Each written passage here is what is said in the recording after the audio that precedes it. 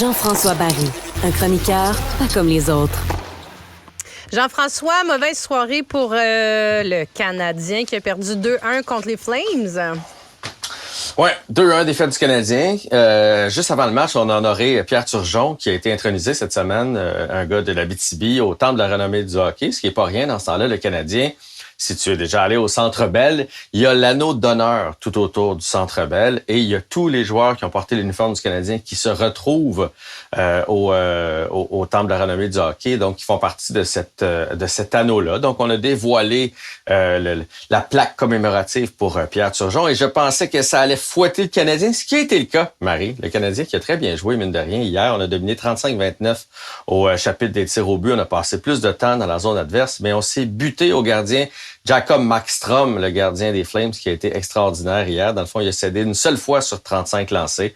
Donc, le Canadien, malheureusement, qui perd 2-1. Ouais, donc même avec la meilleure des volontés puis le meilleur des efforts, des fois, ça donne pas les résultats qui sont escomptés.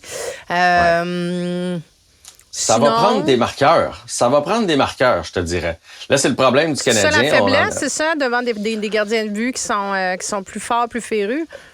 Tu sais, puis Martin Saint-Louis a remis tout ça en perspective. Tu sais, un gars comme Cole Caulfield, hier, il a 8 lancés au filet. Puis tu sais, Cole Caulfield, on sait, il a un lancé dévastateur. Hier, ça voulait pas rentrer. Ça arrive au hockey comme ça.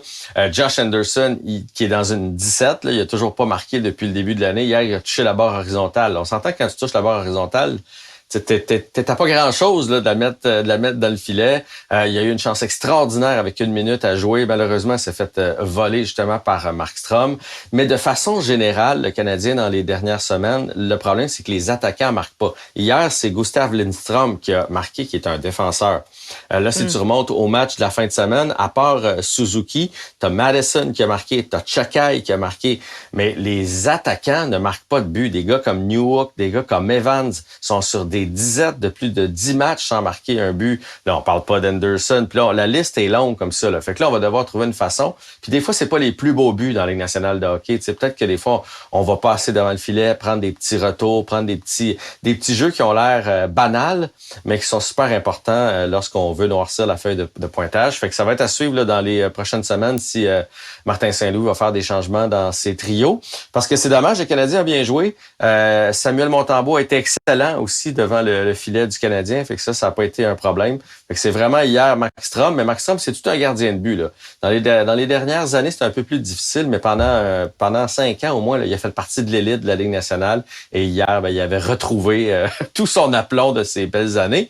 Puis je peux peut-être terminer en disant, cette semaine, on a beaucoup parlé depuis 2 semaines, en fait, là, du décès du joueur, de l'ancien joueur des Pingouins qui est décédé parce qu'il s'est fait trancher la gorge par une lame de patin. Ah ben c'est ça, j'allais dire, il y en a un qui a été chanceux là, hier, Goulet, qui a reçu un coup de patin. Là.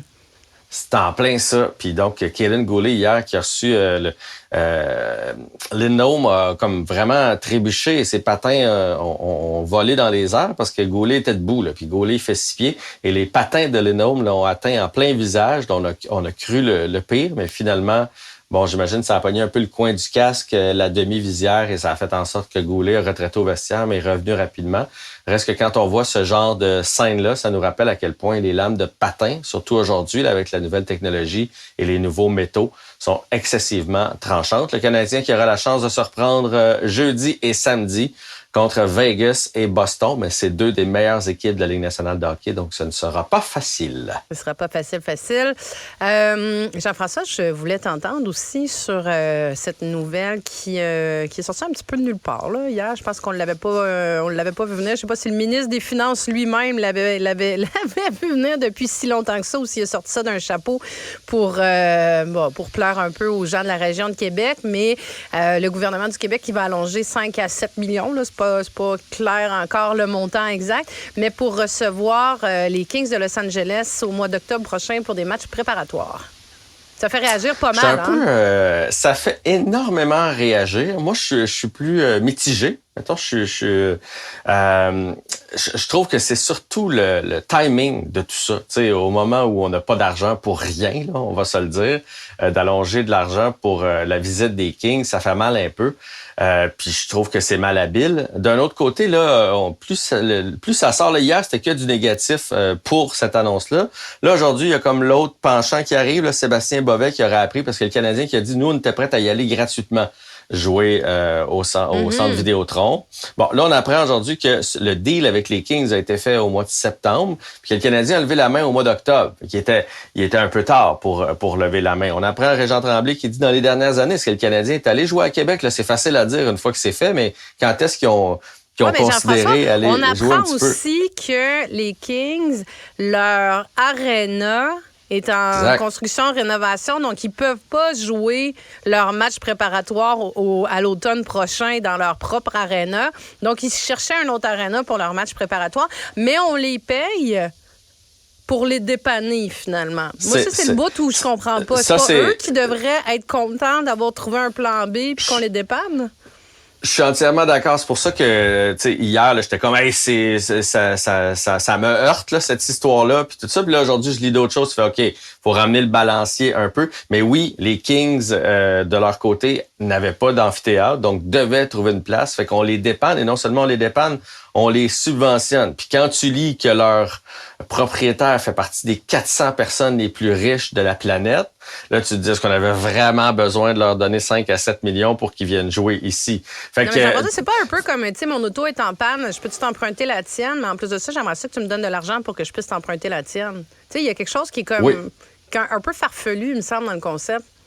Je suis d'accord. Mais en même temps, il n'y a aucun événement sportif, Marie, qui attire des équipes, ou presque, là, puis qu'on n'a pas un peu d'argent. C'est juste que on le sait pas toujours. Mais tu sais, hier, Éric Girard donnait l'exemple des régates de Valleyfield. Quand il y a les régates de Valleyfield, c'est subventionné. Sinon, ça serait pas, ça se tiendrait pas, cet événement-là. C'est juste que des matchs hors concours, honnêtement, on s'en fout un peu. Moi, c'est plus ça. C'est qu'on subventionne un événement. On va tous s'en souvenir dans 3-4 ans que les Kings sont venus jouer des matchs hors concours à Québec. Non. Tu sais, je trouve qu'on subventionne quelque chose qui n'a pas vraiment d'utilité. Puis là, je dis ça. Peut-être pas vraiment de retombées économiques non plus. Puis je sais pas, là, t'es peut-être mieux placé que moi pour répondre à ça, mais ça va-tu vraiment, parce que là, ça va-tu soulever l'enthousiasme des gens de la région de Québec? Non. Est-ce que le monde va vraiment acheter parce que les billets sont pas donnés non plus, là? Je pense que ça aurait soulevé. Mais là, je pense que non, parce qu'on est en train de créer complètement l'effet inverse au lieu que ce soit une bonne nouvelle. Mettons que c'est pas subventionné, Marie, là, OK? Mettons qu'il n'y a pas eu le 5 à 7 millions. C'est une bonne nouvelle. C'est une semaine de hockey dans la vieille capitale. Il y a quand même, tu sais, dans un camp d'entraînement, je sais pas combien c'est de chambres d'hôtel qui vont se louer pour les Kings, pour les Bruins, pour les Panthers qui vont venir les affronter. Tu sais, ils vont manger au restaurant, ces gens-là. Il y a quand même une effervescence autour de la ville. Puis les gens de Québec adorent le hockey, puis on va se servir finalement du centre Vidéotron qui sert pas tant que ça. C'est 5 à 7, c'est pas la venue, c'est 5 à 7 millions qui fait mal. Et là, j'en ajoute une couche, j'apprenais ce matin, parce que tu sais, j'essaie de me faire une tête là-dessus dans le papier d'Alexandre Pratt, que lorsque, exemple, la NBA est venue ici jouer des matchs hors concours, justement, avant la saison, on n'a pas payé pour ça. Ils sont venus, ils étaient leurs propres promoteurs, puis le gouvernement n'a pas mis d'argent là-dessus. Non, mais je pense qu'Éric Girard, il ne trippe pas sur le basket. T'sais. C'est le ministre des Nordiques, là, c'est le ministre du hockey. Je pense que c'est ça l'affaire. C'est qu'il veut rester chum avec Batman. Il aime le hockey. François Legault aime le hockey. Ils veulent garder leur lien. Ils veulent être impliqués. D'ailleurs, son sourire hier, ils veulent être impliqués dans le monde du hockey. Puis je pense que c'est là où peut-être ils sont un peu plus déraisonnables, disons ça comme ça. Les matchs DJ, si vous posez la question, lorsqu'ils sont venus jouer des matchs hors concours dans le baseball majeur au Stade olympique, c'était pas subventionné non plus. Fait que, grosso modo, c'est une mauvaise nouvelle et surtout un mauvais timing pour annoncer tout ça. Les professeurs sont dans la rue, les infirmières sont dans la rue, on manque d'argent pour tout. On nous dit qu'il va falloir se serrer la ceinture. Quand un Québécois sur 10 qui est obligé d'aller dans les banques alimentaires pour se nourrir, mais ça risque d'être d'autant plus une mauvaise nouvelle si finalement le centre Vidéotron est à moitié vide parce que les gens, finalement, si l'engouement n'est pas là. On aura l'occasion d'en rediscuter. Jean-François Barry, merci beaucoup. Bonne journée.